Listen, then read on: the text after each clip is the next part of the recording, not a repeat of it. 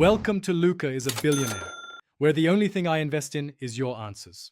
In this video, I will explain how to calculate VAT in Excel, step by step. VAT is a consumption tax applied to most goods and services. Understanding its calculation is crucial for businesses. The simplest way to calculate VAT is to multiply your net price by the applicable VAT rate. For instance, if an item costs £100 net and the VAT rate is 20%, the VAT amount would be £20. Adding this to the net price gives you the gross price of £120. Sometimes, you might have a gross price that already includes VAT and need to find the original net price. To do this, you divide the gross price by 1 plus the VAT rate. For example, if an item costs £120 gross and the VAT rate is 20%, you would divide 120 by 1.20. This calculation reveals that the net price of the item was £100, effectively removing the tax component from the total.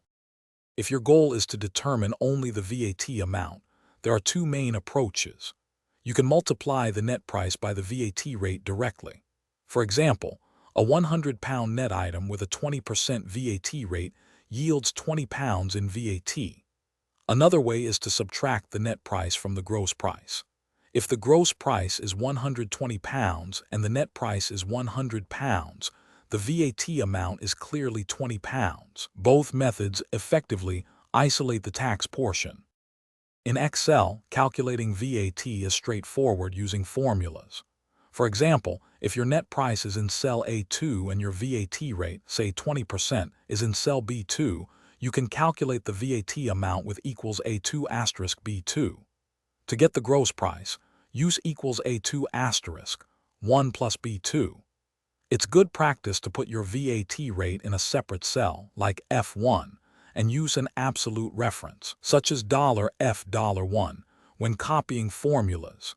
This ensures your calculations remain accurate and easily adjustable. Thanks for watching and please subscribe. It's the best investment you'll ever make.